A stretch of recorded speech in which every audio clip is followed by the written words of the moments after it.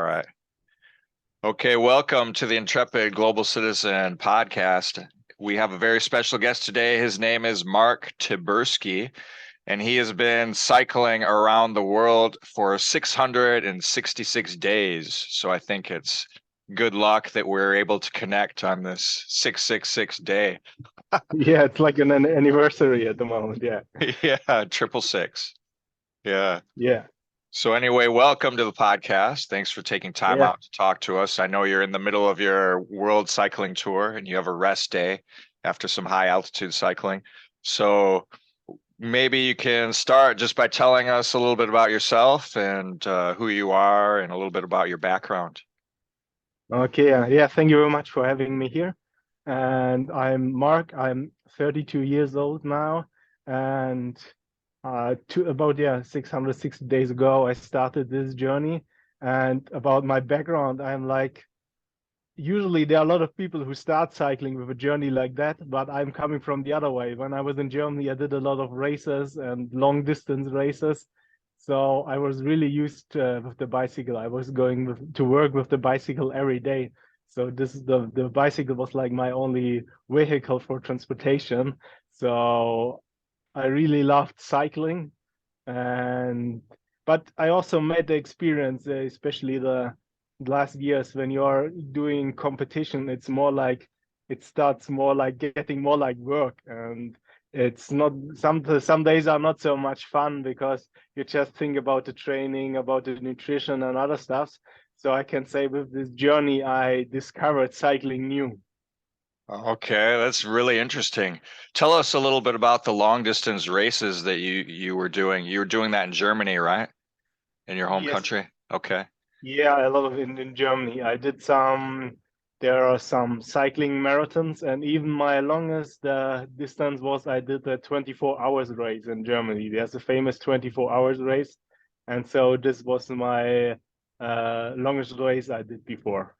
Wow, what's it like being on the bike 24 hours, not stopping? I mean, how do you train for that? What are you eating and like without lack of sleep too? I mean, what's that experience like? Yeah, I was surprised about that I could do it that good because yeah, it's a really long distance. And when you go cycling, usually, especially when you're used to longer distances, there are some points maybe after 8 hours or where you feel like, okay, now it's enough. I don't want to cycle anymore. But at that time, I had a really good support. My family was there and they gave me the food during the race. And so I had a really good support. And the course was also really interesting. It was like there was one longer climb, and then there was a downhill, and then there was a longer flat section to the finish line. So it was like uh, you went uphill, then okay, now it's downhill, and then you try to get as fast as you can at this flat stage section. So it was really a really diverse course, and I really liked the course. And so I was surprised that I did it really good, and it was a lot of fun. But of course, especially in the night, there are some points when because a lot of people, also a lot of other racers, they sleep during that time, so the course is getting more and more empty, and sometimes you feel alone. But this is also famous for like a big party. So the people are like all the night they are coming to the course and making some party, and they cheer you all the time. So it's a really funny experience. Wow, wow. And you're cycling at night too, so I mean, are there a lot of crashes? I mean, because I can imagine nighttime cycling, you can't see well, you have a small light on your bike maybe. I don't know how well the roads are lit. Um, Oh yeah, it was okay. It was not so much a problem, and all the it's obligatory to have some lights or that the people see you, and that you have a vest, a yellow vest, and the most important points they are with a lot of light there. So they make some extra light at the corners at the tough places. So it was not a problem to go there during night. wow, and how many kilometers was that race? Just out of curiosity, 24 hours and how long? I personally I made 700 kilometers in that Wow. 24 hours. Yeah, it was 700 kilometers in 24 hours. Oh my yeah. gosh. That's impressive. And how were you feeling afterwards? Were you just totally dead, or were you feeling excited from finishing this big thing, or Yeah, it's what more was the like feeling that. like? It's more like that. After finishing, there's all this adrenaline inside. So even I didn't sleep for a long time. I couldn't sleep the first hours. Uh, after 6 or 7 hours after the race, then I got really tired and I was really done. And I started. I was really sleepy. But the first hours after the race, it's more like all this adrenaline inside and or this excitement and so on. And so it's a real problem to, or I couldn't sleep directly after. I didn't sleep directly after. I didn't feel tired. Wow, wow, that's so interesting. What kind of training did you do for that race? How did you Um, get ready? I did a lot of training, also longer distances. So, but not that long. I did usually, I think the longest distance before was around 200 kilometers. So, or Oh, 7, 8 hours on the weekend when I had time off. Usually we went out with some friends, and then it doesn't feel so much time because you spend the time with your friends and you're chatting, you're talking, and you are doing other stuff. So I did some really long, or I did some longer training sessions so to get used to it. And I also did there are some cycling marathons in Germany, so around 200 250k that you can do and to get in shape for that. wow, wow, that's amazing. That's really interesting. So how did Yeah. you become interested in tour cycling? You were racing and then you decide, okay, I'm going to go on this. How did you decide to go on this big trip? Let's say I'm curious in discovering the world for a longer time. I'm really interested in the world, and I also, since I'm a young man, I had the plan to travel around the world. But then when I was like 15 or something like that, I read a lot of books about people who did it with a bicycle, and I thought, oh man, I'm a cyclist. I like cycling. And when I read all these nice and interesting experiences, I was really interested, and I thought, okay, this is my way to discover the world. Wow, wow. What was your favorite book that you read about cycling? Was there one that really grabbed your attention, or maybe one or two or three? Um, Really interesting. I don't know if you know him. It's Heinz Helfgen because he did it in 1950s. So during that time, there was no infrastructure or something like that, and this was really interesting to do something like that before the people can imagine to do that. Because now I think it's it's also there are a lot of more people doing it now, and it's more the people are more used to do this. But at that time, yeah, sometimes he had to wait for weeks for getting some spare parts from Germany and other stuff. So this was really impressive to me to see how that he did manage to do it like 70 years ago. Wow, wow. Is this the guy? I know there's a guy, I think he might be from Germany that has the record for cycling around the world the most times. And I think his name is This is yeah, Heinz. Is that the same guy? this is another guy, yeah, but A different guy. yeah. Okay. Yeah, he started a bit later, I think. He started, I think, in the 70s or something like that. And Okay. the other guy was there in the 50s, the 1950s. But he is also very impressive. Yeah. Oh yeah, yeah. If you like that book, I had another guy on the podcast named William Spencer who has a book called Far Sweeter Than Honey, and it's about his Mhm. cycling tour from England to India in I think the 1970s, and he went through Pakistan and Afghanistan. Anyway, really interesting read. Uh, Mhm. anyway, highly recommend that one. You might like it. Okay. Okay, But sounds interesting. yeah, yeah. But anyway, wow, that's cool. So you started reading these books when you were 15, and then this was kind of like always in your mind then to go on this big tour. And what were you doing in Germany before? Were you a student? Were you working or right before? I was a student for some time, but then I don't have a degree. And then after that, I started working. So I was working the last 5 years in a sports market for sports equipment. In summer, there's a famous hiking region near my hometown. and in winter there are some ski resorts. So we were selling a lot of hiking equipment and skis in winter. Okay, okay, that's good. And then you decided this tour, did you leave from your home in Germany, and then where is your end goal, and like do you have any idea like how, I know it's been 666 days, but how long do you anticipate this tour is going to be for you? I like to say the only plan I have is that I don't have a plan. So Okay. I just go and see where the route leads me. So I don't have this big plan or this idea. There are some countries I have in mind where I would like to go, but it's like every time when you're in a country and then you meet another guy who's recommending you a new country. So it's really difficult because the list is getting longer, not shorter during the journey. Yeah, yeah. Okay, good. So we might have you back here on your 999th day on the road. Maybe you can do It's another possible, yeah, update. at the moment it's possible. Before I started this journey, I made like a quiz in Germany with all my friends and people who were interested. And there's also like I asked them how much countries do you visit, how long does this journey takes, and some other stuff like that. And the people should guess. And when I return, I will see who had the best guess.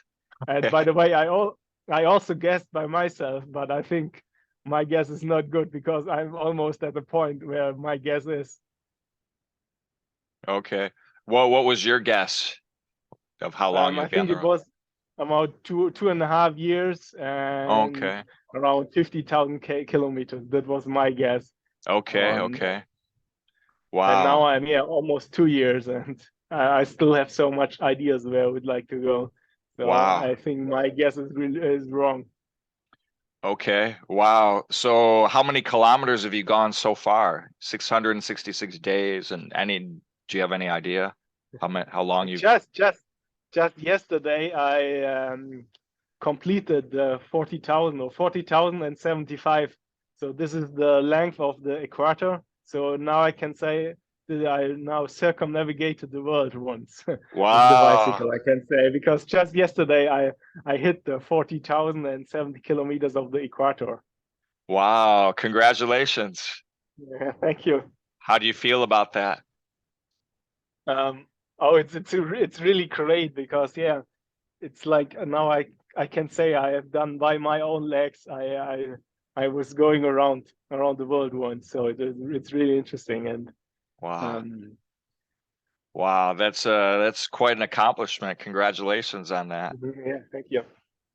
So yeah, let's talk about your journey here. So you cycled through Europe, and then Yeah, you went I see you spent quite a bit of time in Turkey, it looks like, yeah.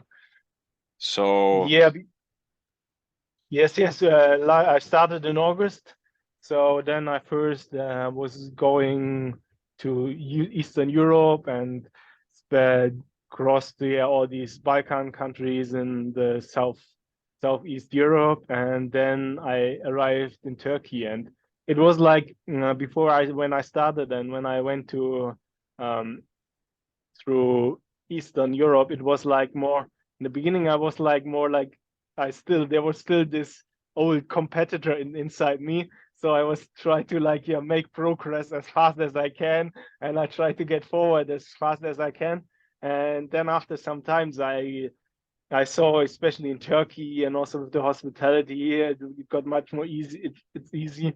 So I decided, okay, maybe it's better to enjoy more and to see more and to take some speed off, because it was like the first 2 months, it was like I was just running over it and didn't enjoy too much. So then I saw how it is here, and I thought, okay, maybe I should enjoy a bit more and don't look so much about the kilometers and about the fast progress.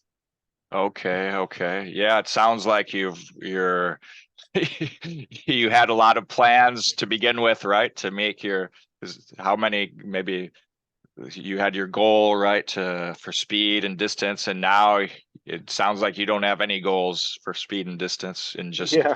just No, every day no, is yes, new. yes. Yeah, now I don't care anymore.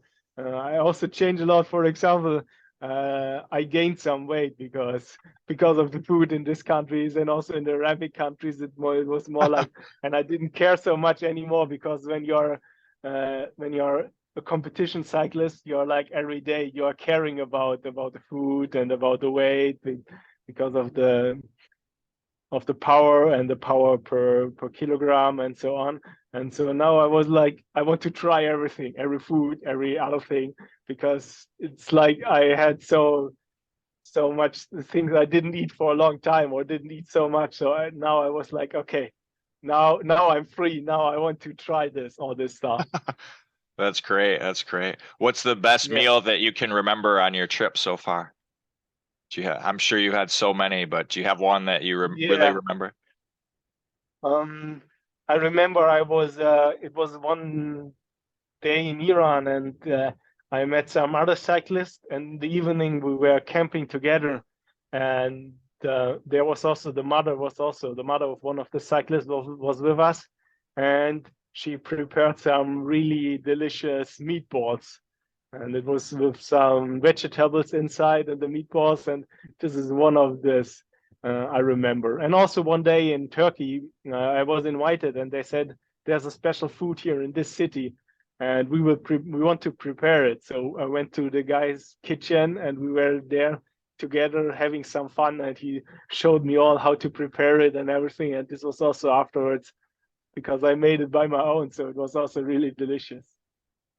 Wow, wow. That sounds great. Yeah, it must have Yeah. been a very freeing feeling, especially you're cycling all the time, right? And you must be really hungry too. I can understand how they say hunger Yes. is the best sauce, right? Yeah, yeah, that's right. And also the people, for example, when you go to Eastern Turkey, and the Kurdish people, they are more like, the most important thing is that they feed you, or that you're not hungry. So the first question is that you get there, are you hungry? So it's really funny, because once I went to the bicycle shop there, and I had a problem with my bicycle. So I went there, and I went inside, and I was like, yeah, I have a problem with my bicycle. Then the first, sit down. Okay. And I sit down, and I was waiting, and they asked me, are you hungry? And I said, no, I'm here because of the problem with my bicycle. I'm not hungry. And so we were just sitting there and waiting and waiting. And then after some time, he was asking again, are you hungry? And I said, yes. And then they brought me some food, and then we started to prepare the bicycle and repair it. So, so it's really funny, because their culture is the most important thing, is that they feed you, and that you're not hungry anymore. So the first question is very often that you get, are you hungry? And I would say, I'm a cyclist. A cyclist is every time hungry, especially on such a long distance. Yeah, wow. So you could probably eat. I'm sure you're getting a lot of attention, right? So I'm sure you, you could probably eat like 10 or 15 times a day if you wanted to, right? If people Yeah, ask you or that's if you're yeah, hungry. yeah, that's possible, because I also had some days where I had to say, okay, no, no, no, please, please, I had enough food, I had everything. I need to make some progress. There are some parts where you maybe can also get maybe every 10 or every 5 kilometers an invitation. Then sometimes you have to say, okay, thank you very much, but I also need to cycle a bit, because I cannot stop like every 50 minutes or 30 minutes. Yeah. Yeah, it's going to be a bit harder to cycle if you gain like 30 kilograms, right? Maybe 5 or 10, you can be okay, right? But Yeah. Yeah. Yes. Yes. Yes. You have to also check a bit, because there's a lot of mountains. So there are a lot of mountainous regions. And so it's better when you care also little bit about the weight. yeah, yeah, sure. And you spent quite a bit of time in the Middle East on your trip. So how did you decide, okay, I'm gonna really focus on the Middle East? It was more or less, I can say it was just by chance. I went to Turkey, and when I was in Bulgaria, there was a guy, he was traveling with a camper van, and he said, when you go to Turkey, you have to go to Kurdistan, to North Iraq after that. It's so interesting there. And so I was like, Okay, it sounds really interesting because I never really heard about that region. And so I went there, and then I went to Iran, and from Iran to there were it's like two ways. You go to either to Pakistan and India, or you go more north. And I thought, okay, I was interested in going more north to Armenia and Georgia, and then I hope that the Azerbaijan border will be open. But yeah, they are still closed. So for cyclists, because if you want to get to Central Asia, you have to like to cross. I think the only way at the moment is to cross Azerbaijan, but it's closed. So from that point, I went back to Turkey. So at that point, I had some struggles. I was like 1 year on the road, and I have been all around. I was in Turkey and all countries around I have been. So I was a bit struggling where to go, and the winter was also coming. So I decided, yeah, to fly to Jordan and go from there to the other Arabic countries on the Arabic Peninsula. Okay, okay. Wow. So that guy, he told you all about Kurdistan, and you mentioned just a little bit about it in Turkey.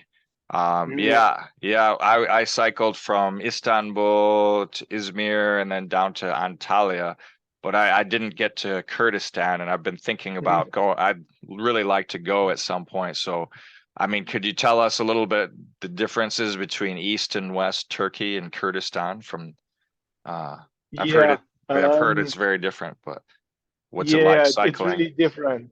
It's really different. Especially so when I was in Turkey in the western parts, it's a bit more like Europe, and also when you go to Izmir or Antalya, because it's a really these are really touristical places, and you see a lot of tourists, and the people are used to foreigners. So when I was there, I didn't get so much invitations for tea or something like that. But then I entered the east of Turkey, and it was like, yeah, there's like, I would say there's like the imaginary border when you go come to arrive to Mesopotamia, and then you are in a part where the more Kurdish people live, and then it's like on the first day I was invited 3 times for a tea, and it was like all the days before I didn't get maybe 3 invitations in 2 weeks. So in the first day it was like, and it continued like that all the people were like, yeah, come in, have a tea with us. And it was also in winter, so it was cold, so I was like happy, and every time when they saw me and say, here, come in for a short tea or something like that to warm up. And oh, I was so happy with that, to get some tea. And they are every time they also asked me about, are you hungry? And I said, okay. Sometimes I was also eating something, and it was really interesting. So, and then I arrived in Iraq, and I would say this was like the craziest 2 or 3 weeks in my whole life, because when I was there, it started to get really crazy, because it was also Ramadan. I can also tell about Ramadan later in Saudi Arabia, because it was also an interesting experience. And I will tell you the most interesting and most funny story. When I was in Kurdistan, my telephone got stolen, my mobile phone got stolen. And it was like we were sitting, it was like getting evening, and I was looking for a place for camping, and there were 2 guys, and they were sitting next to a fire. And I thought, oh, a fire, it's a bit cold. I can sit there, warm up a little bit. And after some time, I went to my bicycle and left my phone next to the fire. And when I came back, the two guys disappeared, and my phone also disappeared. So, and that day, so on the next day, I went to the police, and we tried to find them. And also the police found them, and they had my phone, but I had to wait, because I had to wait for the court, and it was weekend. So they say, come back after two days later. And I was, okay, what I'm doing now. So I tried to get my head a bit clear. So I was cycling around, and on the evening I got invited by a family. And after some time, the family came. Are you that guy with the stolen phone? And I said, yeah, but where do you know from? I didn't tell you. And they said, oh, look here, this is in the news. You're an online newspaper. They shared an article about a German guy traveling with a bicycle whose telephone got stolen. And after that, it was like the guy shared, this is my guest. He's the guy with the phone, and his phone was ringing all the time. Like, oh, you have the guy, you have the German guy with the stolen phone. Apologize, please. From my side, I would like to apologize. I would like to apologize. And so then when I went to court, and then they say, oh, the local telecommunication company is also here, and they have a gift for you. So I was not sure. So I was meeting the guys from the local telecommunication company, and they gave me a new iPhone to apologize. So it was like it was like really crazy because I got my old phone back, and I got even a really good new iPhone, which was the newest model at that time. So it's like to apologize. So, and after that, also the next days, I was like, oh, the topic in the street when they saw me, a lot of people, oh, this is the guy with the stolen phone, this is the guy. And I had to take a lot of selfies with people because everyone wanted, it was like really famous. It was like almost everyone knew about me because on that evening, I also was in the evening news of the local news channel of the biggest news channel in the country. So it was like everyone knew about me and about my story, and it was so funny. So the people stopped and wanted to take photos, or sometimes they just passed me with the car, and then they made like they showed me your phone and asked me, you are the guy with the phone? And I said, yeah, that's me. And so I got like really, really famous. A lot of people were talking about me, and I had to take a lot of selfies. And yeah, this is the most crazy story that happened so far.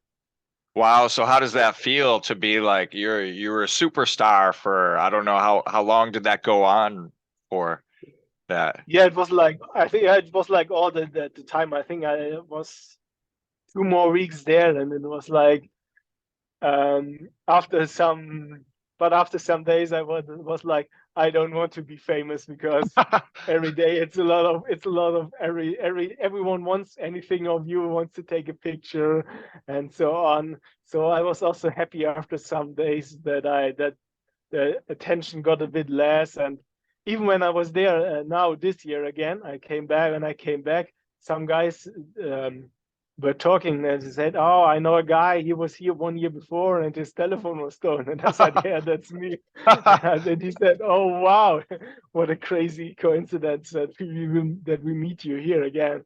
So it was like there were still some people who remember my story. So it Wow. was really interesting. Yeah.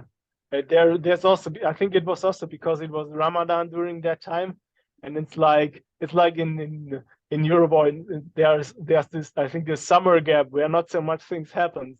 So also during Ramadan, it's all everything is a bit more relaxed and quiet, and not so much things happens. And then this incident happened, and it was like, okay, this is now the news at the moment. Wow. There's not so much else. So I think that's why I also got so famous there. And yeah, there it was like, mm, because a lot of people say, yeah, this is really unusual here, something like that never happens. Because every time when I was there before and I went to a coffee or something like else, and I wanted to, yeah, lock my bicycle, and they say, no, you don't need to lock your bicycle here. It's a safe country. You don't worry about that. So I think that's why I also got a little bit uncareful, or didn't care so much, because I thought, okay, it's a safe country, so I got a little bit more relaxed, and so that's how they could steal my phone. Wow, wow. That's funny. I wonder, what it is like. It sounds like no crime at all. And I mean, how many times do they have somebody from Europe or Germany, cycling in that region? Probably never, right? So, Yeah, it's not so popular. I think now it's getting a bit more popular. Also, I heard about some other cyclists, but they are still, it's like still, they're really, they're not really used to some tourists. So it's really interesting for them. And also their culture is like that. They try to make the best for their guests. Often they ask me, what do you need? And usually the people ask, do you need anything? But they are like, it's like, what do you need? And I say, no, I don't need anything, but it's their culture to ask in this way. So Oh, it's really sure. interesting because it insists that this question, when you ask the question this way, it's like, it sounds like you need anything and I will help you. So it's like really interesting.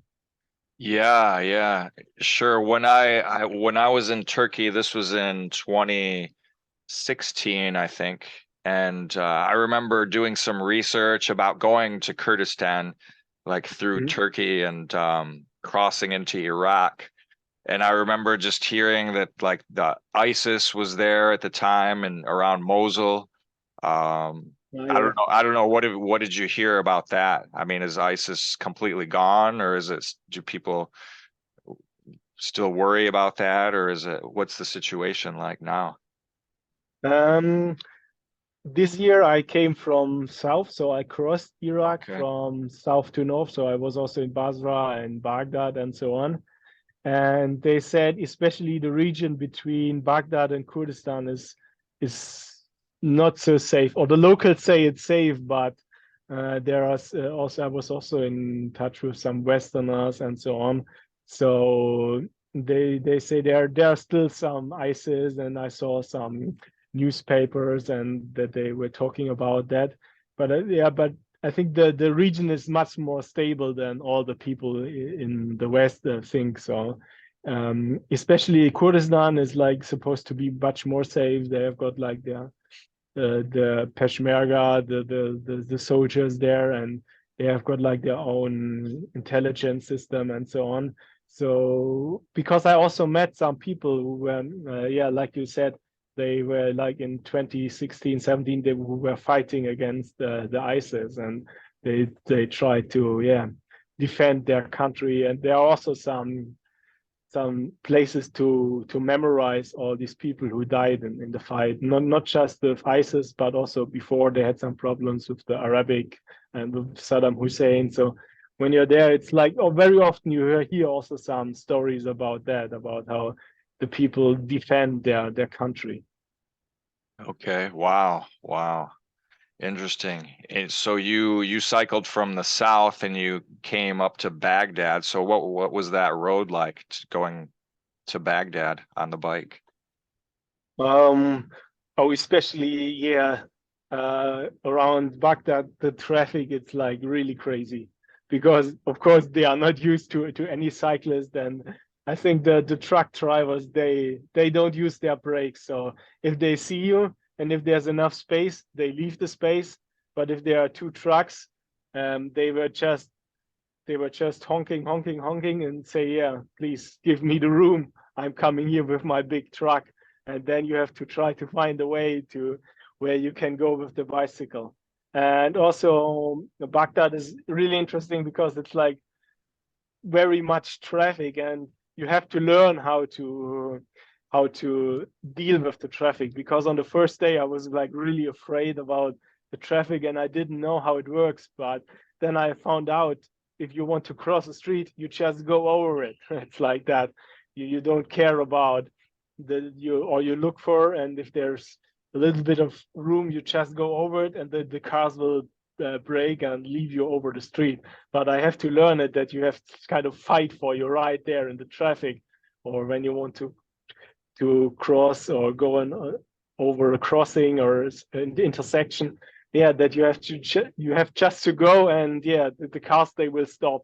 I was surprised that it Wow. works like that, but it worked in the end. So, but yeah, you have to get used to it. It's really difficult. But Wow. Interesting. And did you get yeah. into any conversations about like the war with Saddam Hussein and everything and Operation Desert Storm? Did you have Yes, yes, yeah, yeah. I was in some discussions with the people, because I also because I also want to get to know something about the history of a country and so on. For example, in Basra, I met one guy, and in the end, we were he I was asking about how he learned English, and he said he learned it because he was imprisoned by the British people, because he was fighting some years, or he was fighting against British people, because also against the American people, because they say more. They say it was our Iraq, and we tried to defend our Iraq against the British or against the US. So in a lot of parts, I also asked about their relationship to Hussein, and they said like more like, yeah, he was like a good man, or he was not a bad man. I was surprised about that, to hear that, because in Western countries he's more like a dictator, and they see him more like a good man. In the Arabic parts, in the north, in the Kurdish, they don't like him, but in the Arabic part, it was really strange to me to hear that they say, yeah, he was a good man, and the US and the British people were the bad man, because they tried to invade our country, they tried to kill us. So Okay. Wow. And what did they say? What did he do that was good? I mean, what's their viewpoint? it was more like, yeah, that he kept the country like stable, and that he was like powerful. For them it was like, because what he said the people had to do. So it was more like the people were like, yeah, he had some power, he knew what to do. So something like that, it was like when the people were talking about him. Okay, interesting. And how do they Yeah, view as I'm from the United States, so I'm always yeah. wondering, okay, like if I were to go to Baghdad, I mean, would it be better if I say, "Oh, I'm from Germany," or "I'm from Canada," or I mean, what did they say about people from the United States in that Oh, part I of? think now the people, they don't care so much anymore is about politics or about that. Yeah, I met a lot of people there, and it was like the hospitality is the craziest I have discovered so far, because it's like they're like, everyone wants to invite you, and there you definitely never have to sleep outside, and everywhere the people were coming and want to take a selfie with you. And the hospitality in this country, they really like foreigners, or they really like people from other countries, and I think they don't care so much about where they are from now. Especially now, I think it's like they would they I think they welcome anyone with open arms there, because they are happy about anyone who wants to visit this country, wants to discover this country. Because yeah, the Iraq is really interesting, because it's one of the longest histories also in mankind. I've been there in Babylon, and which was once the oldest city in the world, or the biggest city in the world. And there's a lot of history and historical places, and so it's like they are happy about everyone. They are really welcoming. And once I was going around with a guy from from Baghdad, and we were in Baghdad and walking around, and then we met two other foreigners, and they were from the US. And immediately they say, welcome, welcome, and they try to invite them for tea or something else. So it's really like that. So I think they don't care about the nationality. It's like it's the culture to be hospitable. Okay, sure. So they can separate people from politics then, I'm sure, huh? Sounds like. Yeah, yeah. I'm every time surprised about that, about especially also in the Arabic countries, because when you hear about the Arabic countries, or talk about the Arabic countries in the West, or in other places, it's more like, oh, all the people there are dangerous and so on. And they are completely different, because they usually don't have any prejudices or something like that. Often they ask me, are you Muslim? And I said no. And then the next answer was immediately, no problem, no problem. It was just a question, no problem. Okay, that's interesting. Yeah. Wow. Did they try to convert you into Islam? I know you were in Oman, and I was in Oman too, and some friends really tried hard to convert me to Islam when I was there. I wonder I if you've also done. had some I also had some experience like that, also in Saudi Arabia. So some were like Yeah, they were somewhere like more like they told me about how good is Islam and the religion, but also once I got invited by a guy to like it was like a Quran school for getting teached all this Muslim stuff, and I didn't know that when we entered there. So we went there, and the people were like, "Really, why do you believe that? Why do you believe that? It can't be true. It can't be the truth. Like the only truth is what is written in the Quran." And this was the only time when they were really trying to aggressively to convert me. But the rest of the time, it was mostly that they say, yeah, it has so much advantages to be a Muslim and so on. So it it was really rarely in an aggressive way. Usually they just were talking about it or to try to introduce me to that, but really rarely in a tough or aggressive way. Oh, interesting. And what did they say were the advantages of converting to Islam? Um, it was more like um, they were talking about the the life and that it's yeah more also uh, what is interesting about that because of the yeah that you don't no alcohol or you don't harm yourself and that's also other stuff that yeah that you will get in paradise and that or how good or usually it's often ended up that they say oh God is that good or how good is God and as they Allahu Akbar God is great or big. So this was mostly it was about that. I cannot remember all the stuff with or the arguments with that they try to convert me. So Uh-huh. but usually yeah they were like but usually they were like really friendly and I never had any or usually I didn't had so much problems with them.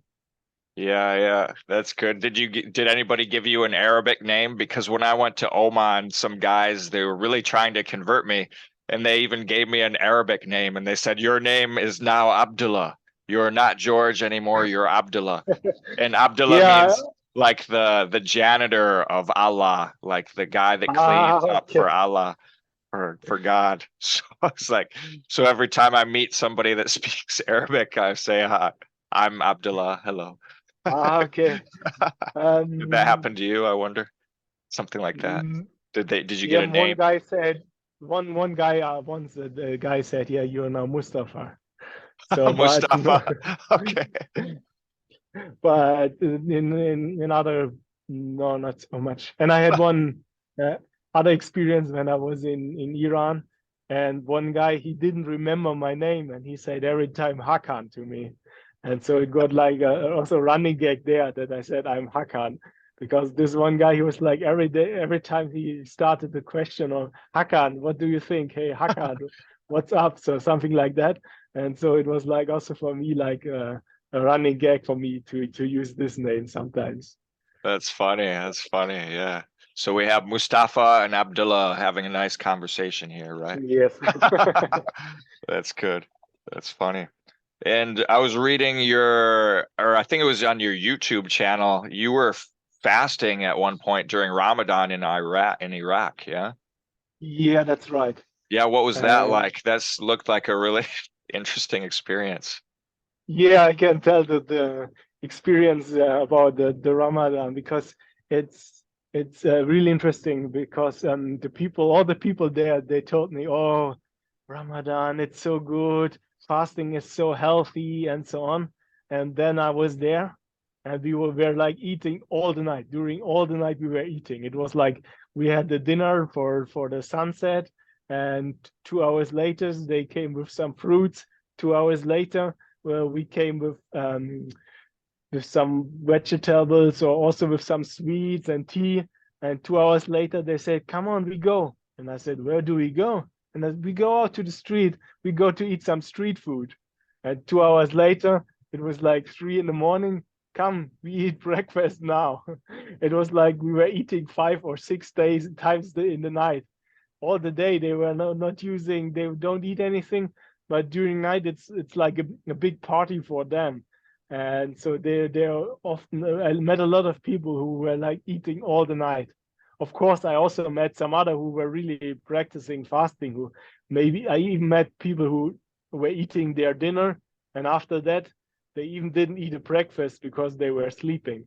And so, but I met a lot of people, they were eating all the night, and all the day they were sleeping because, yeah, now because the night was so tough and so exhausting. So during day, they were all sleeping and doing nothing. And then they told me, "Oh, it's so healthy to do fasting," and I was surprised about that because I cannot imagine that this is really healthy when you eat the night and sleep during day. I also said some people told me they are usually the people are gaining weight during Ramadan and they are not losing weight.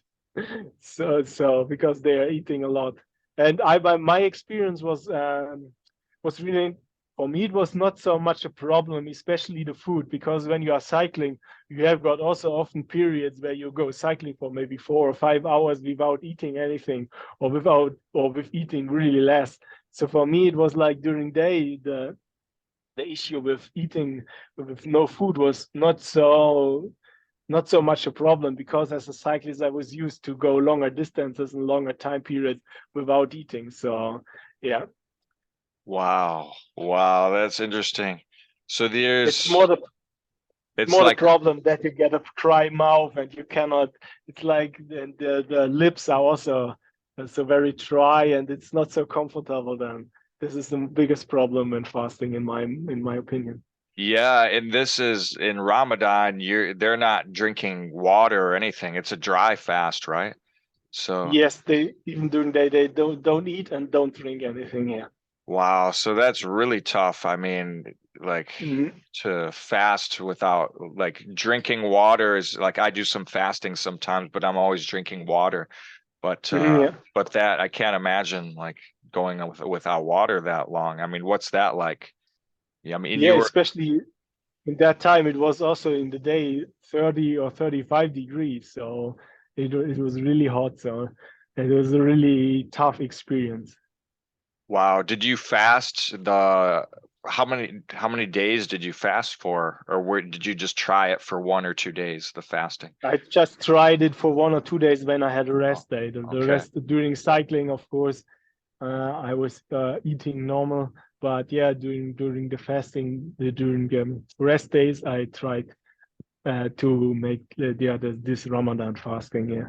Okay. So you did it. That's the pretty much the authentic way because from what I can remember, if you're traveling, right, during Ramadan, then you're allowed to eat during the day. Is that Yes. correct?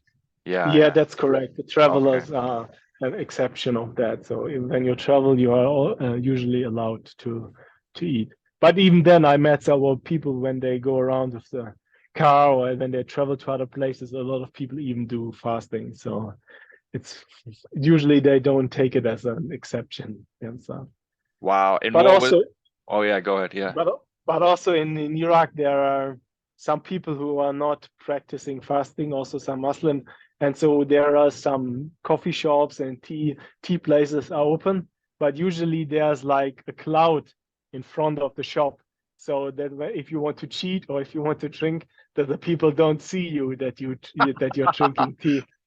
So there's like this big sheet or yeah in front of the shop, and so if you want to cheat or if you're not fasting, the people don't see it. Oh, that's funny. Wow. It's Yeah, shameful, right? You don't want to be seen. You yeah, walking out of there too. You almost have to walk out of that place and like wear some sort of mask or cover your yeah, face, right? yeah. You don't know who's outside, so better yeah not seen during that time. Yeah, wow, that's funny. And what kind of reactions did people have? I mean, because they probably didn't expect you to fast, right? Because they ask you the first thing is, are you a Muslim? And if you say no, Mm. then are they expecting you to fast or are they just, wow, you're fasting too, just like us? I mean, what was their reaction to that?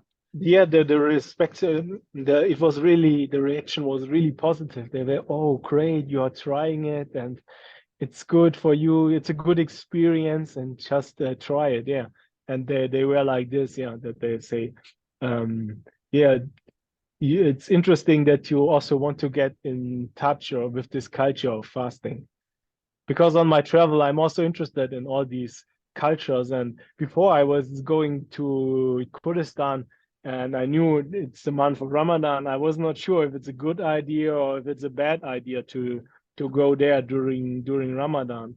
But I would say it was really a good idea and really interesting experience to also experience that, because it's like a really big part of the culture. So it was, yeah, for me, it was a really interesting experience there. Yeah, that's great. So you just delved right into the culture there. It sounds Yeah. like. Okay. Wow, that's interesting. And And then, even during Ramadan, they were really like, also the hospitality was the same there. Even it was Ramadan, they gave me water on the way, and they invited me. Maybe not so much for food, because yeah, they don't prepare food when they are fasting, but at least a few times a day they even came and gave me something, or invited me, or even they were fasting.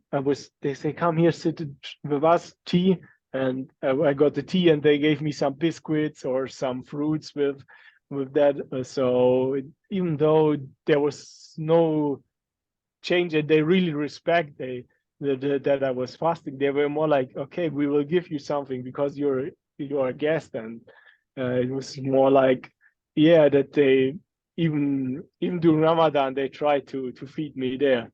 They try to show the same hospitality, or they say, you are traveling, you need it. I would like to drink a tea with you, I cannot, but you have to, because you are a cyclist, you do a lot of effort. So they gave me a lot of stuff.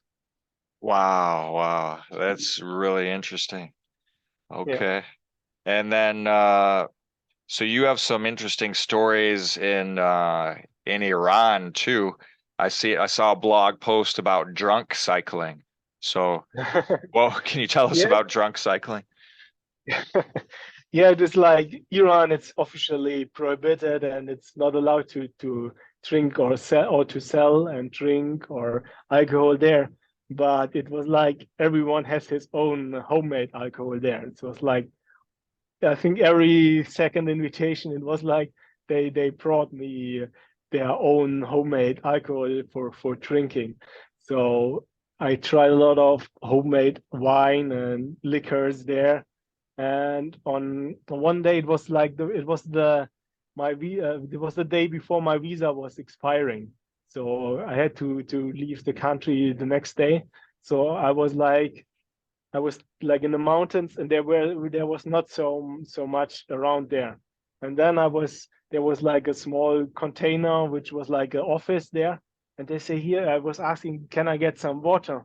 And they say, yeah, you can get some water, but come in, come in, come in. And so they were like, had this liquor, and they, here's something special for you as a guest. So they gave me this liquor, and they had some syrup with it, so it was really easy to drink it. So I had the first glass, and I was like, okay. And when it was empty, it was like immediately the guy was putting a new one. It was filling it again, and it was like, okay, I will drink a second one. I was drinking the second one, and we were sitting there joking and some stuff, and the next glass was full. And I was saying, okay, maybe this should be the last glass, but I was drinking it. So, and then after some time, I said, okay, maybe I should better continue, because I also have to leave, and I'm a bit in hurry. So yeah, it was this empty mountain road, so it was not so much a problem, because on a main road I would never go for drinking such an amount of alcohol and then go cycling. So I thought, okay, here it's okay. So in the beginning, I was really like, I really had to concentrate on the bicycle, because yeah, it was like the alcohol. And uh, but after some time, it's like, yeah, the people say, I think it's a myth that you sweat out the alcohol, but on that day I think I sweated out very fastly, very fast. Okay. But and then when you come from Iran when you go to Armenia and Georgia, what is the invitation for tea in the Islamic countries? In Georgia and Armenia, it's the invitation for wine and liquor there. They come here, sit with us, not drink a tea, drink a beer with us, or drink a wine with us. Okay. Wow. Wow. That's funny. Yeah.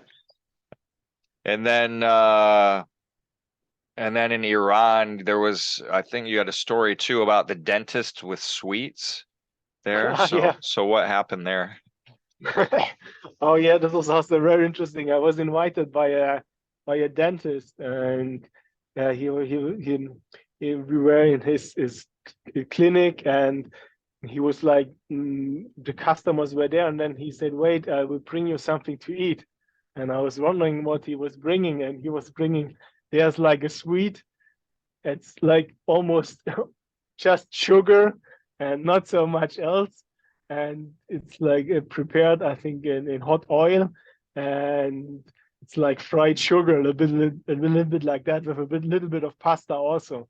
And he gave it to me with it was a big amount of it. And I was eating it. It was like, it felt like only eating sugar. And he gave me more and more. And after some time, he ordered some ice cream also for me. So I ended up with this dentist, and all the things he gave me was like sweet and more sweet and chocolate and ice cream and so on. And it was really funny because I wouldn't expect from a dentist that he's giving me so much sweets. And I Wow. and I also had one experience when I was in Iran, and I was invited by the guy. And then the next morning he said, "Oh, I will give you some food for the way." And I said, "No, I because also the days before I got so much stuff." And I said, "Oh, thank you very much, but I don't need. My bags are full." And I showed him my bag. It was completely full. I couldn't close it. So the guy said, and the guy was going away, and I thought, "Okay, I'm happy. He don't wants to give me something." But then he came back with a rope and fixed his food with a rope and my bicycle, because I'm the guest and I had to take this gift. So in the end, I took this gift because he said, because he came with a rope and fixed all the food he wanted to give me at the bicycle. Even I said, "No, thanks, my bicycle is full." He found some way so you have some extra storage there on your bike, huh? Yes. More food. Wow. Yeah, yeah. He was like, the people are really inventive there when they want to give you something or when they want to help you in any way, they find a solution. It's no problem. Wow. Wow. That's interesting. And then Yeah. so you were in Saudi Arabia too, and Saudi Yeah. Arabia just opened recently. And so Yeah, what was it like in Saudi Arabia? oh, Saudi Arabia was definitely the most interesting experience I had so far. Because yeah, as you said, they just opened their borders 2019. So and yeah, then the pandemic came, so they were closed again. So it's like it was really interesting because you're one of the first really tourists there. Before it was only allowed for the pilgrimage going to Mecca or Medina to visit the country, and not for touristical purposes. So the people are really, it's like the hospitality there. It's like I never experienced or rarely experienced such hospitality like there. And the people are really friendly, and every day on the road they gave me, a lot of cars stopped and gave me some water, some food, some sweet or tea or something like that. And it's interesting because very often a car came from the back and he gave me something, going and making a U-turn and going back. So the guy saw me, made a U-turn, come back, wanted to give me something, and is going back again. So the people are like, they really want to help you, and everyone wants to help you there. So it's really, people are really good there, and they're really friendly also, and they try. Everyone gives you something, and it's like also because it's very interesting because often the people they don't understand or they are not able to speak so much English, and so the only English often was any service when they because they did remember can I give you anything, do you need anything, so the only English they understand or they were able to speaking were every time like any service, any service. It's a really interesting expression in my opinion. Okay, wow. So they're always trying to give you something. And what kind of things were they giving you? Water and food and Yeah, especially a money, lot of maybe? water. Also, this also happens. So also it's like they offering anything. Sometimes they offered me money, yeah. Sometimes they offered me food, and also a lot of dates. I got a lot of dates because it's I think the biggest or one of the biggest countries of the date production, and you see everywhere these date palms. So a lot of people, yeah, giving you dates. I heard it's like when two cyclists meet there, they they try to get rid of their dates and ask the other cyclists, "Do you need dates? I have some dates," but everyone has enough, so it's not a problem. So they have to continue with their dates. Oh, wow, that's funny. Because also when they like drinking coffee or tea, they use the dates for as a sweetener. They often don't use so much sugar, so you drink the coffee and then you eat a date, or you eat a date and drink a coffee as like as a sweetener in that you don't need to use sugar. Nice, nice.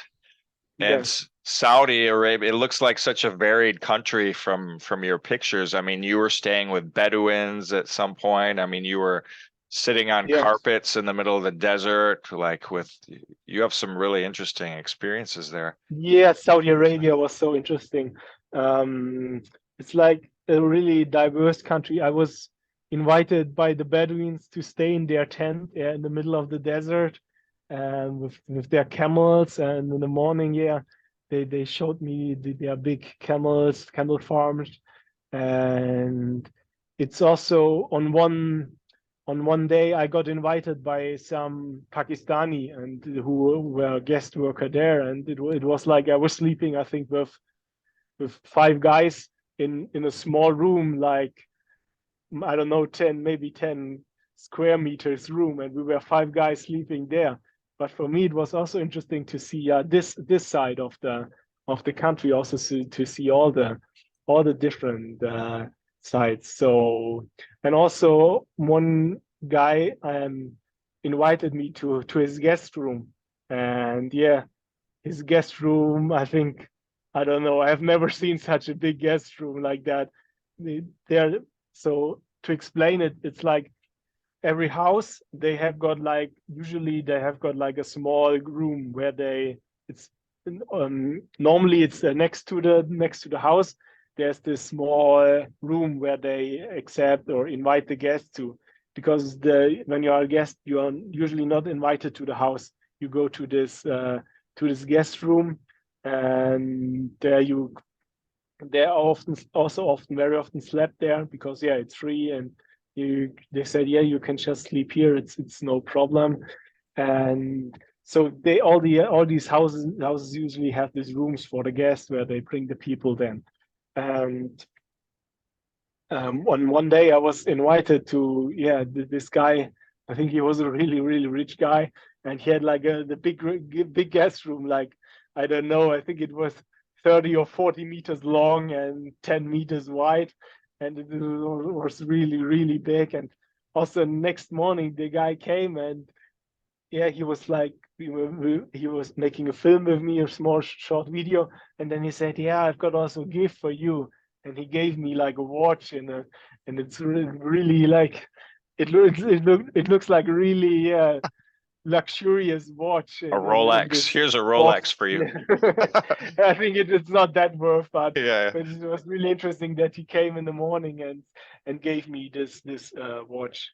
So yeah, so but yeah, like every house it has these guest rooms, and usually you just need to ask about can I sleep there, and they say yeah of course no problem, and they invite you there.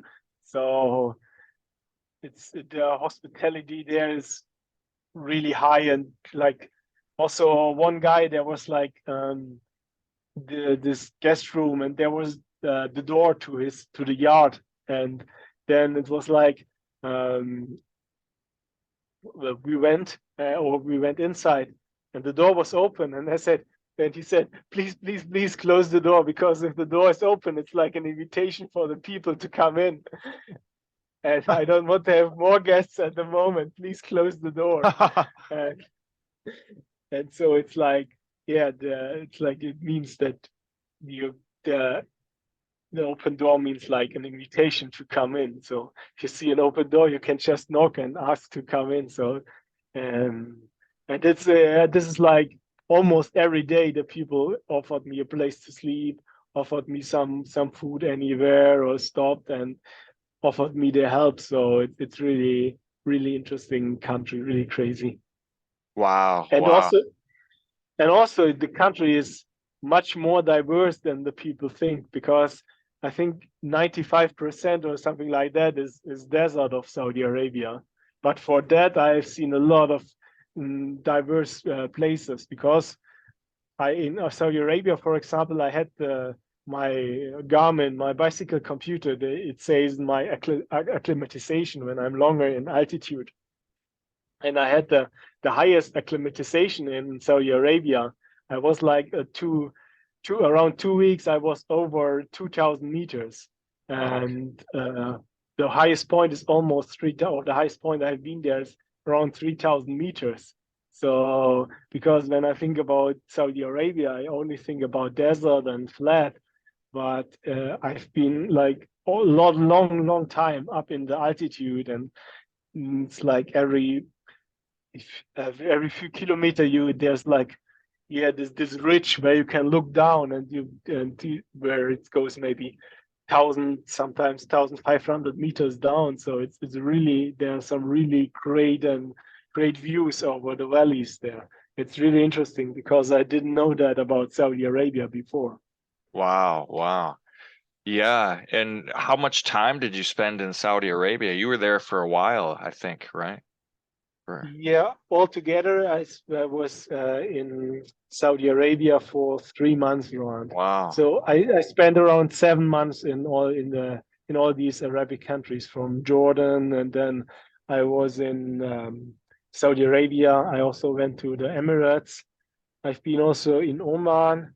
I even went to Yemen for 5 minutes to renew my Oman visa, because I heard of another cyclist, and he said, yeah, you just need to go there to the border.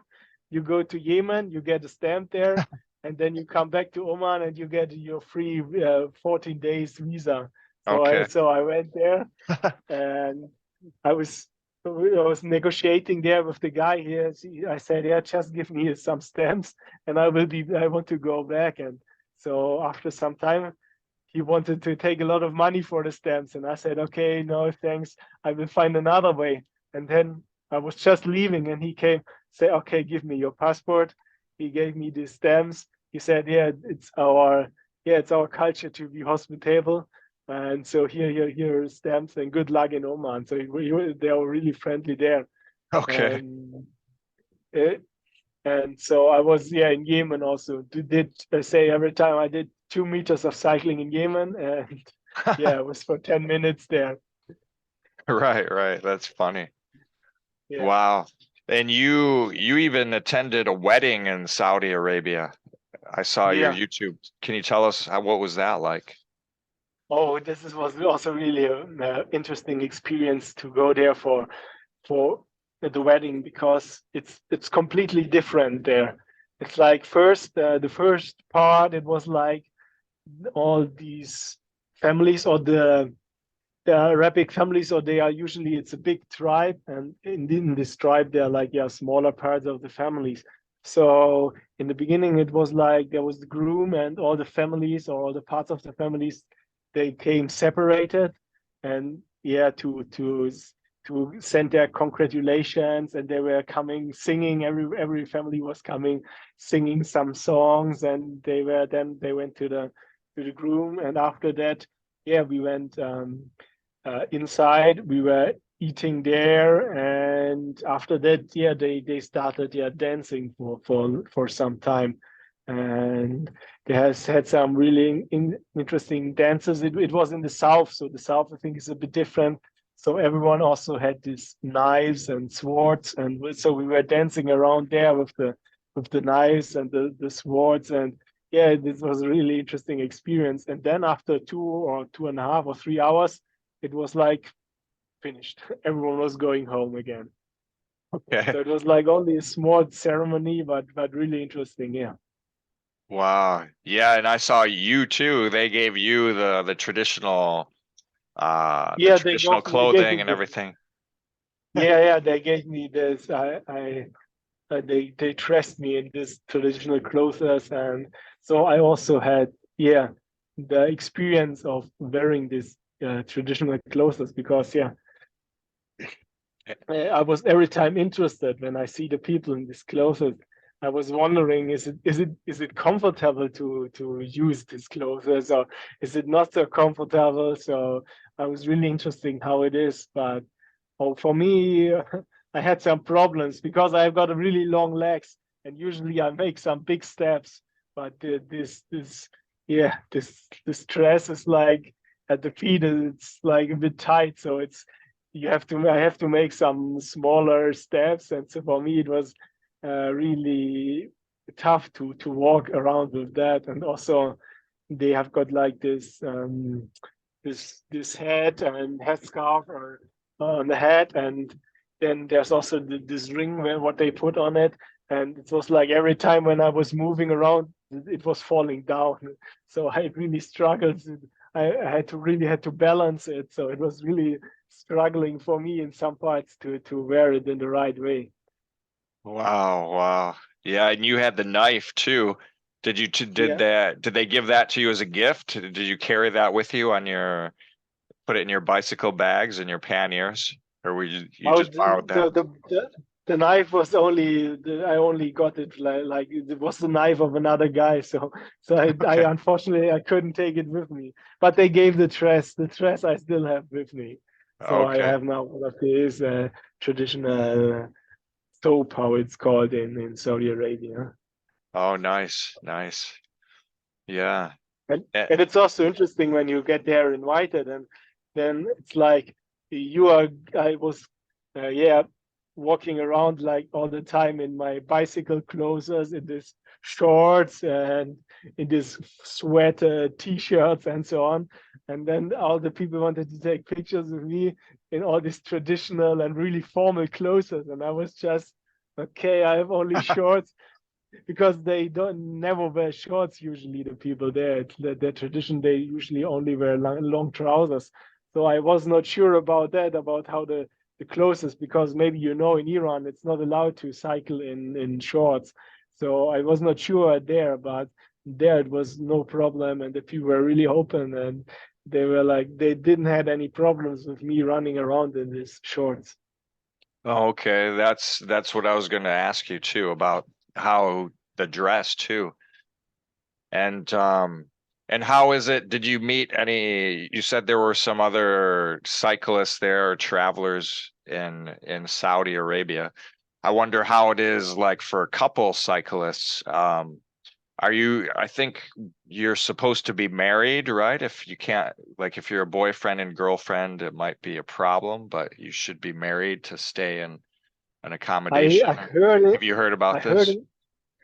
I heard in Saudi Arabia it's not that big issue than, for example, in Iran.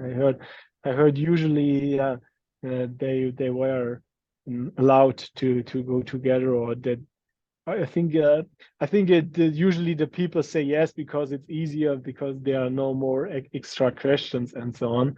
But as far as I know, it's also okay. I don't know how it is if you want to take a hotel room there, but I heard it's usually no problem, and they are really open and really hospitable, and it doesn't matter.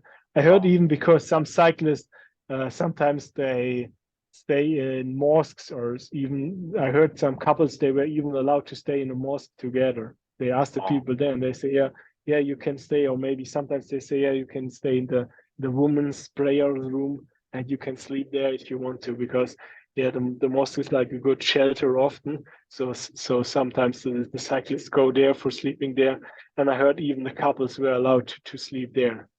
Oh, okay. That's a good And I tip. heard and I heard the advantage as a woman there is that the women are sometimes also allowed to enter the house, or that they also invited to the house, because the men usually they just stay in these guest rooms. But I heard the women they get often more insights into the normal life.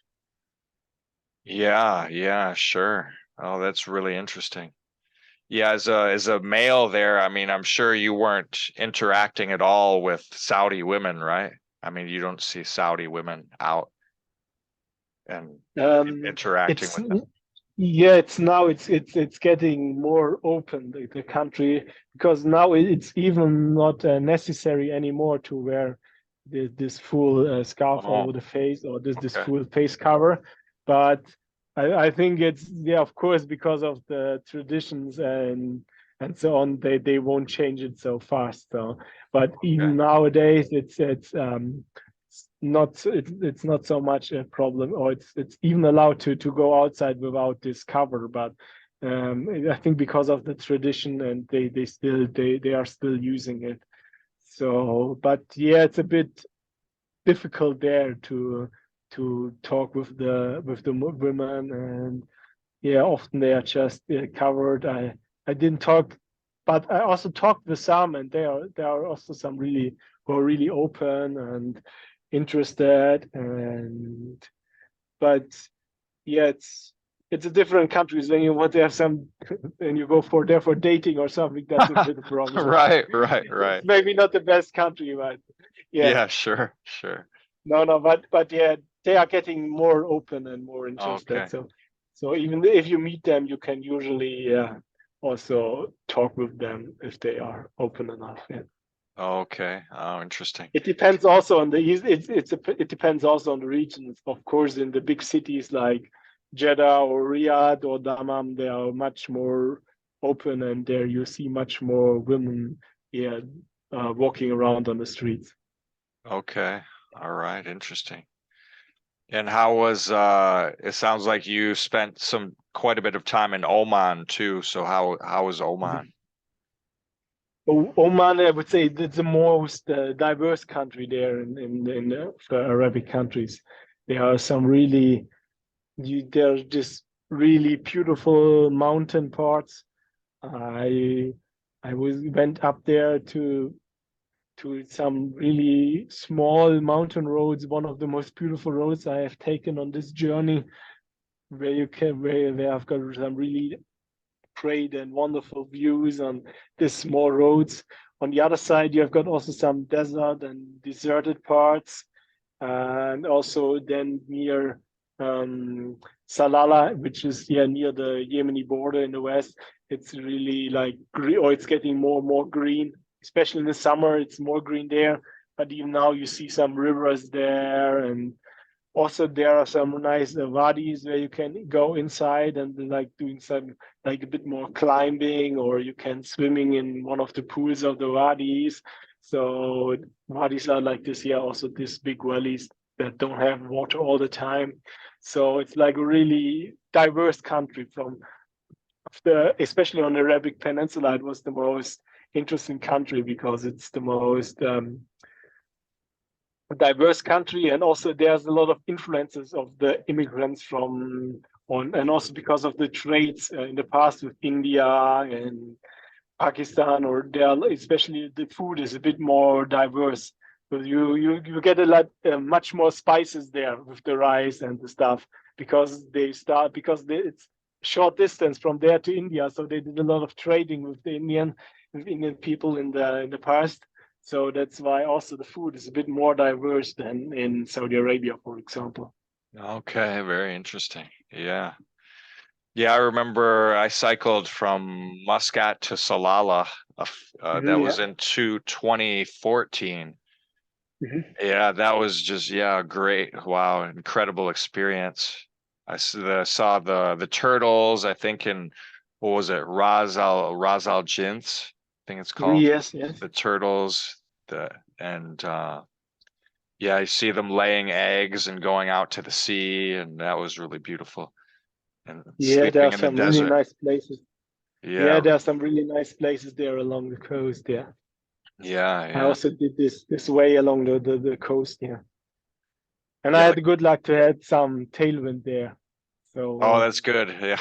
it was, and on some days there, it felt like flying there along the coast. Okay, okay. I didn't pedal, and it was 25 kilometers per hour, and I didn't do anything. So in some parts, it was a lot of fun there, going there along the coast. I was Yeah, there on the right day. yeah. Wow, that's great. So, so what would you say, what was your biggest like challenge on the road? What was the most difficulty that you've had, the biggest difficulty? I would say it's often a difficulty to get some spare parts in some countries because they're usually in a lot of countries they don't have so much spare parts or special spare parts. So I did a lot of improvisation during my journey. For example, once in Saudi Arabia, I didn't have the right brake pads, but I had some bigger brake pads. So I went to this metal workshop and I said, please cut the brake pad on the right size. So he was like doing with the saw and he was like with the metal and he tried to get down that it was exactly the size I wanted. I think he Okay. was walking around 1 or 1.5 hours to get it exactly the size that it was Wow. exactly the right size. And he was like also really ambitious and he wanted to make it, yeah, that it's exactly the right size. So it took some time and after that, yeah, it worked. So I Okay. used this for a lot of kilometers until I got some suitable new ones in the Emirates. So, for example, this is one example. Another example was there was like I had the screw of the crankset, and it was a bit overscrewed, so that the crank didn't hold perfectly. So I went to this shop and I said, "Can you help me in any way?" And he was doing like any super glue inside to and fix the crank with the crankset. But yeah, after 1 year later, I had some problems because the crank broke, and I needed to get the crankset down. So we were like using hammer and other stuff to get this glue off and to get the crankset with the glue off. So, but in the end, it worked. So it's like getting spare parts is like often you have to find another solution, any improvising solution. But I think that's also an interesting challenge, and the people are usually really helpful and they try to find any solution to help you in any way. So for now, it was like every time when I had a problem, there was also a way to fix it. Oh, wow. Wow, interesting. Yeah, yeah, So, that's what's. so what would you say? I mean, you've been on the road for 666 days. What do you say the biggest thing that you've learned about the world is through this Oh, yeah, experience? I learned that the world is much better, or the people are much better than we think, because and really, I rarely met some bad people. It was like everywhere the people are good and they trying to help you and they do their best to yeah support you in any way. And it, there are so much different ways. And it started when I started and I was in Slovenia, and it was really in the beginning of my journey. And I was there, like in Slovenia, and I met this guy, and I was telling him my story. I want to go and see the world with a bicycle, and I said, "Oh wow, that's so great!" And so he said, "Here, let's go to the next bakery. I will invite you for some choco croissant or some." So it was like it started then, and I discovered that yeah, the world is full of good people and like everywhere the people are usually very friendly when they see you they help you they invite you or give you something and yet that often you just yeah need to ask about, can you help me? Or even sometimes you can ask, can I camp here or can I sleep here? And they say, yeah, no problem, you can camp there. Or even when the weather is sometimes really bad or something like that. And then they say, yeah, can I camp here under the roof? And they say, okay, yeah, no problem. And 5 minutes later, they come and bring you some food or bring you a dinner or help you in another way. So I would say this is the most important learning of this journey so far, that the people are better than we think. Wow, wow. Yeah. Yeah, there's great people all over the world, and I think, I mean, you have so many stories about hospitality, and that's the great Yeah, part of being on a bike, right? Too. That- yeah, that's it. And often because there are some countries where the where you have this bad image about, and then you come to this country and it's like all the people are friendly and helpful, and you're really surprised because, for example, when you think in Europe, maybe there are some prejudices against Eastern Europe, but then I was there with the bicycle and I was like, oh man, the people here are so friendly to me. Everyone is saying hello or saying welcome or supporting me in any way. So it's like you don't expect that. And it's also another learning. I also in when I was in Saudi Arabia, it's very often that the people are giving you something. You can say more. They give you something by their heart, and so it's like when you go there to go to a restaurant or something like that, and then yeah, they pay the meal, but they don't. It's often surprised to me that they don't expect anything. Because when I'm in Europe or something and I invite the guy, I would like to at least hear his story or something like that, or expect something from him. But there they were just like, sometimes you want to pay and they say you don't need to pay, it's still paid, and you even don't know who did it because they are just doing it by their heart. And it's really interesting because in Europe or in other places, I would probably at least expect something like a story or something like that. Yeah, yeah, yeah, that's interesting. Yeah, there's hospitality everywhere in the world, it's a great place. Yeah, So, that's it. That's it. so for somebody that's listening that says, okay, this sounds really interesting. You have so many fun stories, but they're a beginner and they're feeling a bit nervous. What advice would you give to that person that's listening? Um, when I was in Germany before I started this journey, and I told other people about what I would like to do, and it was like, oh, very often, oh yeah, it's great, I would do the same, but I don't know, but my job, my family, my money, and other stuff. So everyone was, it's a great idea, but everyone had another excuse. So in in Turkey, I learned this saying. It says, starting is half of the way. So it's like, in my opinion, the most important point is that you start. You don't need to go around the world. Maybe you can just sort of start in your hometown. Maybe you can, or in your home region, you go out. Maybe you make an overnighter. You go, I don't know, go anywhere, camping there or sleeping there outside, and then come back, and then you see how it is. You don't need to start such a big journey.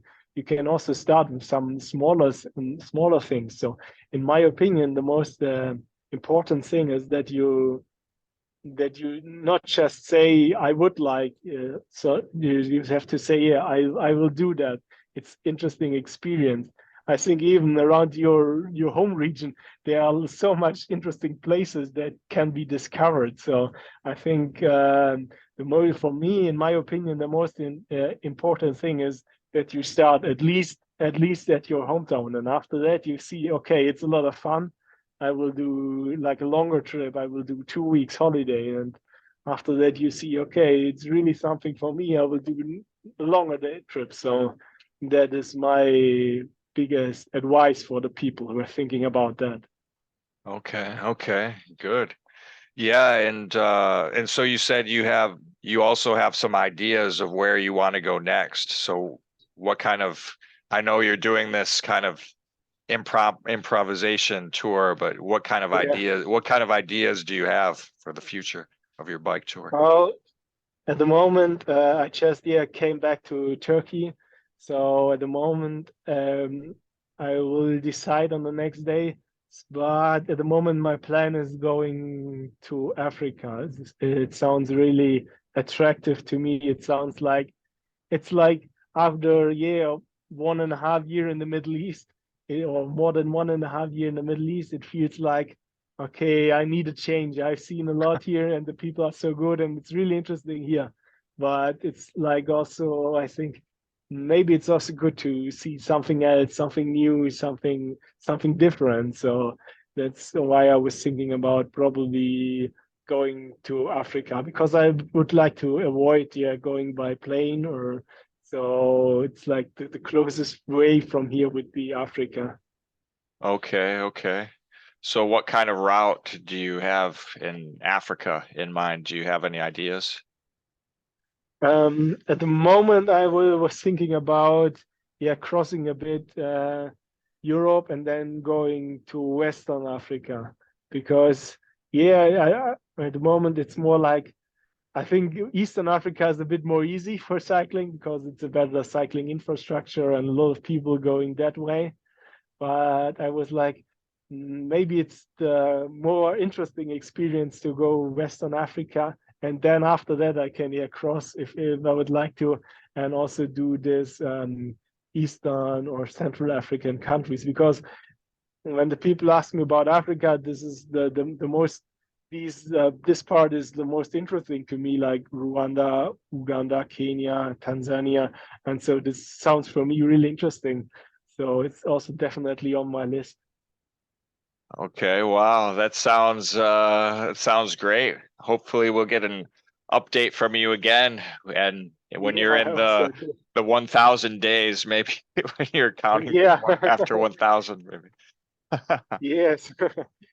It's like now I've seen the freedom of going around and of cycling. So now going back feels like going to a prison or something like Yeah, that. So and now I've seen the freedom. So I still enjoy it. So when the people ask me how long will your journey take, and then I say how long as I like it. And that's great. once I was compared with Forrest Gump, and he said probably you will end up anywhere in the desert and say no, it's enough, and you will go home. Maybe I will end up like this. That I one day I will say, okay, now I've done enough cycling. I will go home from here. Yeah, yeah. Well, it doesn't sound like you've done enough. I can tell. Like you sound like you have a lot more cycling in you from Yeah, I still a lot of I still a lot of they're still in mood to do some more, and see some more places, discover some new places, yeah. Yeah, well, if you're ever in South Korea here, let me know. I'm in Seoul, and if you need a place to Mhm. rest and Okay, yeah. a warm or a cold shower, you can contact me anytime. So, Okay, yeah. yeah. Yeah, All sounds good. Yeah, maybe it's also on my list, but as I said, my list is getting longer, not shorter at the moment. right, So, right. so at the Yeah, yeah. moment, and it's also the more people you meet, the more invitation you get, or the more places you have. You meet a lot of people in the world, and they say, come to I don't know, come to this place, come to this place, and it's like the more people you meet, you think it's also sometimes it's getting easier to find a place also to stay because they say, oh yeah, I know anyone there, or my family is living there, or my friend is living there. You just need to call me when you are there. And for example, now I was in the Arabic countries. There are a lot of workers from India and Pakistan. So I have got also a lot of invitations to go there now after I've been there. So this is also one of my bigger goals to go there. So let's see which way I take after. Yeah. Yeah, yeah. Yeah, that's great. I was when I was in Oman actually, that's how I got the idea to go to Bangladesh. I met there's Ah, a lot of yeah. Bangladeshi people there, right? And I just had a lot of Yeah. fun hanging out with them and just so I was like, why don't I just go on a bike tour in Bangladesh? So Yeah, it's that's often like that, or that you don't have it on, and then they show the pictures of their hometown, and you think, oh man, this looks so good. I definitely have to go there. It's like that, yeah. like that. The Indian and also Bangladesh. Yeah, I also met some Bangladeshi and also some mechanics are from the Philippines in the Middle East. So also everyone was recommending me to go to the Philippines. So this is also went on my list, and they showed me a lot about their country there. So it's yeah, like every time it's like every country you meet, you get new inspiration for another country. Yeah. Yeah, that's great. All right. Yeah. Well, we've gone almost 2 hours here, so maybe Oh, we wow. can wrap things up. Time flies when we're having fun, right? Having Yeah. these fun conversations. Yes. Yeah, that's right. It was a great experience. Yeah, it was a lot of fun here. Yeah. So how can people contact you if they want to get a hold of you or follow you? Oh, and, there are a lot of ways, different ways. I'm using yeah the social media platforms like Instagram and Facebook. Instagram is bikeaway91. Facebook is just bike away. They can get some impressions on my YouTube channel, and there's also my blog where I try to, and because of the hospitality in the Arabic countries, I didn't find so much time to update my blog. But now the next days and weeks, I hope I will have some time to share all these interesting stories from the Arabic countries also. So yeah, they can follow me there and check my blog also. Great. Okay, well, thank you so much for joining us, Mark, and Yeah, thank you congratulations very much. on 40,000 kilometers, the length of the equator, and 666 days. Yeah, it was really nice to be here. Thank you very much.